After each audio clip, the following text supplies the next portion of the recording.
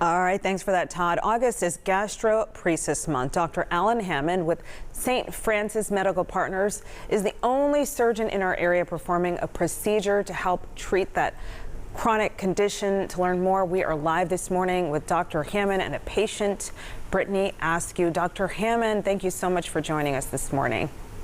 Good morning. Thanks for having me. Okay, so tell us, what is gastroparesis and the treatment for it? Gastroparesis is a condition where the stomach really just does not empty well. It causes pain, nausea, vomiting. Often the patients can have changes in their weight. It's often caused by diabetes. It can be caused by GLP-1 inhibitors. There are other causes as well. Treatment entails placing a stimulator to stimulate the nerves in the stomach to enable it to empty better and to have feedback to the nervous supply to the stomach so you don't have the symptoms. Okay, well, speaking of that, Brittany, tell us, what were your symptoms? First of all, thank you for, sharing your story, because this is going to help so many people.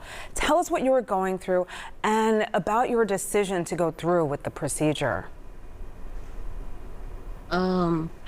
Before my decision to go through with the procedure, I was having a numerous amount of flare-ups, and they weren't just normal flare-ups. Mine were unbearable, where I wasn't able to perform any of my daily duties. I was practically bedbound because I was only able to just throw up all day. I was in excruciating pain.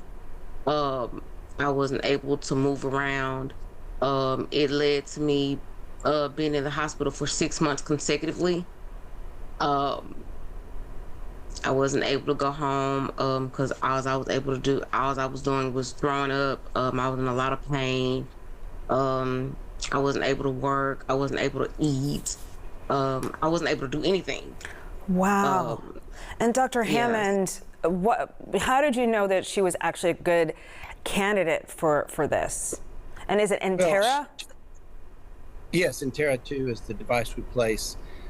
Brittany was evaluated by a gastroenterologist, and she had a upper scope that showed that there was no anatomic reason for her to have all these symptoms. She had a test by which the ability of her stomach to empty was performed. That test showed that her stomach didn't empty well, and she had had these symptoms for more than a year. She had undergone medical treatment and dietary modification. None of those things helped her, and so that she was referred to me by a gastroenterologist at that point, and we deemed she was a good operative candidate and took her to the operating room. Okay, so let's talk about, Brittany, that moment when you went in. Tell us how it went and your recovery and how you feel now. Okay. So actually everything went pretty smooth. I think a few days before my procedure, they brought me in. They explained to me how the procedure was gonna go. They did my blood work and everything like that. The morning of my procedure, they brought me in early. As soon as I got there, they put me in a room.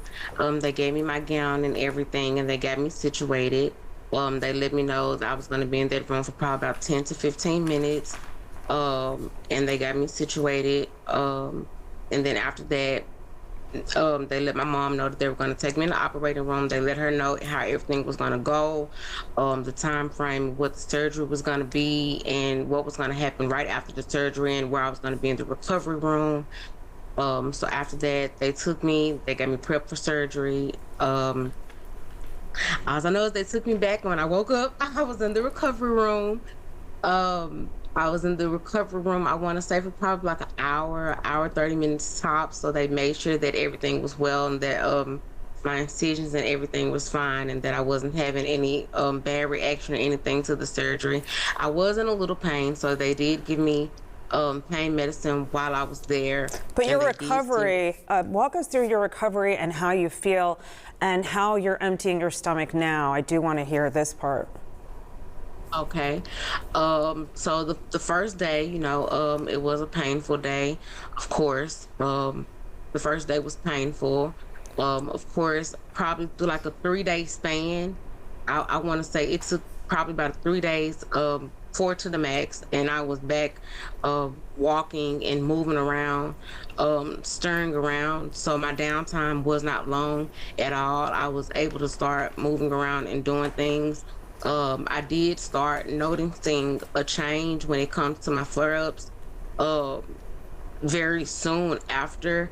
The pacemaker does not take gastroparesis away, but it does make living with gastroparesis so much more bearable. So now, like, even if I do go through any type of flare up, it's very minimum, and it's not to the point where I'm down. I can, you know, have a second of a flare and still be able to go through my day and move throughout my day, and still do what I have to do. It's not putting me down. So that's the Right. difference with having the pacemaker Right. and without having the pacemaker. Because without having the pacemaker, I wasn't able to basically live my life at all. Right. And Dr. Hammond, how do people get in touch with you? And I mean, how common is this? It's fairly common. I think the Gastroparesis Foundation estimates 5 million people are affected by that in the United States.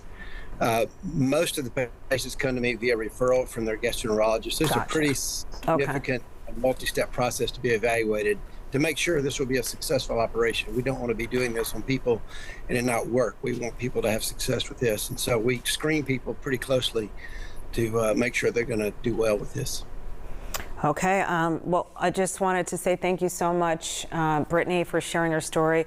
Dr. Hammond.